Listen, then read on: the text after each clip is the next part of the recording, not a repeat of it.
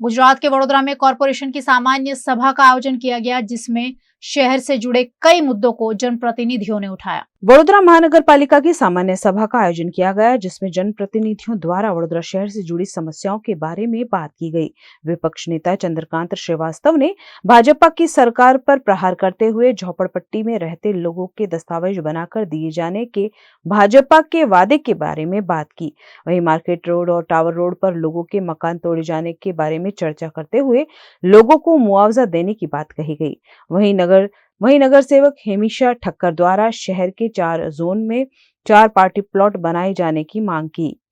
Party plot के development के लिए बजट भी रखा गया था। पार्टी प्लॉट के निर्माण से शहर के लोगों को राहत मिलेगी, जिसके चलते नगर सेवक द्वारा इसकी मांग की गई। वहीं बरसाती कांस के नव निर्माण का और वास तालाब के भूमि पूजन होने के बाद भी विकास नहीं होने जैसे मुद्दों को भी उठाया गया।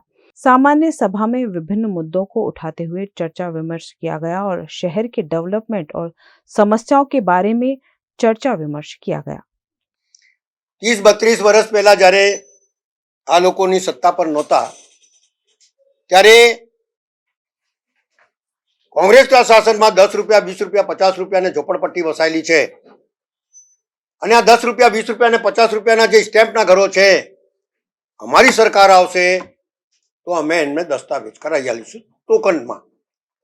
સાહેબ, 33 વર્ષ થયા, દરેક ચૂંટણીમાં તમે ફરી વાયદો કરી દો છો કે અમે તમારે દસ્તાવેજ કરી આપીશું ટોકનમાં, કારણ કે જે તે જમાનામાં 5,000 રૂપિયામાં પ્લોટ લીધું હશે, 10,000 રૂપિયામાં લીધું અને તમે એને જંત્રી કાઢો લાખ રૂપિયા, તો કઈથી ભરવાનું છે? એટલે અમે કાયમ રજૂઆત કરી ટોકનમાં તમે કરી આલો જે તે વખતનું, અને વાદે પર વાદે के सिवाय कुछ नहीं है।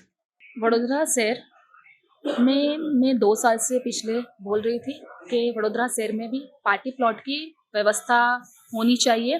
तो उसके लिए लास्ट ईयर के जो बजट में स्पेशली उसके आयोजन भी हुआ था, जिसमें 4 जोन में 4 पार्टी प्लॉट डेवलप करने के लिए स्पेशल एक बजट भी रखा गया था। उसके अंतर्गत मैंने आज सामान्य सभा में मेयर श्री और चेयरमैन श्री को भी बोला कि जो भी आयोजन हमने करा है लास्ट ईयर के बजट में, वो काम आगे होना चाहिए।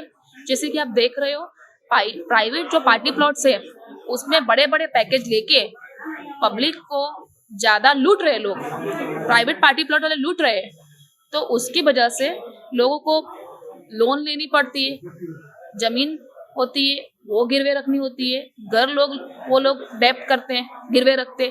तो ऐसे पैसों, इतना बड़ा पैकेज, इतने सारे पैसे देने को पब्लिक में वो ડિફિકલ્ટી હોતી है। સભામાં રજૂઆત એવી હતી કે મારા વિસ્તારની અંદર જે નોટિસો આપવામાં આવી હતી 27 મીટરનો રોડ ખોલવા માટેની, એની કામગીરી કરેલી નથી, એટલા માટે મેં રજૂઆત કરી હતી કે જેથી એ 27 મીટરનો રોડ ખુલ્લો થાય। કોર્પોરેશનનો કોઈ એમાં વિવાદ નથી, એ તો પેલી વરસાદી લાઈન જે નાખી છે એ પણ ખોટી રીતે નાખેલી હતી। કોકની અભિપ્રાય કેવો હશે અધિકારીનો, અને જે લાઈન નાખી હતી એના માટે મારી રજૂઆત હતી કે જે તોડી નાખી છે એટલે એને નવી બનાવવા માટે। આજે અમે સભામાં એ જ રજૂઆત કરી કે જે ઉદય એજ્યુકેશન ટ્રસ્ટ અને નિવરા એજ્યુકેશન ટ્રસ્ટના જે કંઈ 42 કરોડ રૂપિયા બાકી છે, હાઈકોર્ટે પણ આદેશ કર્યો છે કે આ જે કંઈ વેરાના પૈસા બાકી છે 42 કરોડ એ વસૂલ કરવાના હોય।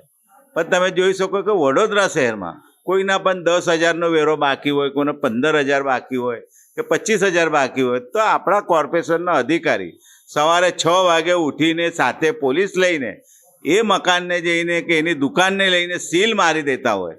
જ્યારે આટલી નાની રકમમાં તમે આવું કરતા હોય, જ્યારે 42 કરોડ રૂપિયા બાકી હોય અને તમે એને ઉઘરાણી ના કરે, પૈસા લેવા ના જાય અને પૈસા વધતા જાય છે, તો પણ આપણી કોર્પોરેશન એમના પર કોઈ પણ એક્શન નથી લેતા। જ્યારે હાઈકોર્ટે આદેશ આપ્યો હોય કે આ રિકવરી કરવી જોઈએ તો પણ નહીં જતા, એટલે એનો અર્થ એવો થાય છે કે કોઈની ઉપરથી ઓળખાણ આવવાના લીધે, કોઈનો ફોન આવવાના લીધે એની પાસે પૈસા લેતા નથી ટ્રસ્ટ પાસે। અને તમે એ સ્કૂલોમાં તમે જોઈ શકો કે ખરેખર સરકારી નિયમ એવો છે કે 16,000થી વધારે કોઈની પણ ફી ના લેવાની હોય બાળકની, પણ આ સ્કૂલોમાં 70,000, 80,000, લાખ રૂપિયાની ફી લેતા હોય છે અને આટલો વેરો બાકી રાખે તો પણ લેતા ના હોય। એટલે જે પણ કોર્પોરેશનને એક આવક ઊભી થાય, એટલે અમારી એવી માગણી છે છે કે જે કંઈ 42 કરોડ રૂપિયા કે 42-43 કરોડ રૂપિયા બાકી છે વહેલી તકે એની ઉઘરાણી કરવી જોઈએ. નહીં કે કોઈ ગરીબ લોકોને 10,000 15,000 બાકી હોય, તમે એને સીલ મારી દેતા હોય છે, દુકાનને મારતા હોય, ઘરને કનેક્શન કાપી નાખતા હોય, એ તમામ કરવાના બદલે આ જે મોટી રકમ બાકી છે એને રિકવરી કરવી જોઈએ એવી અમારી માગણી.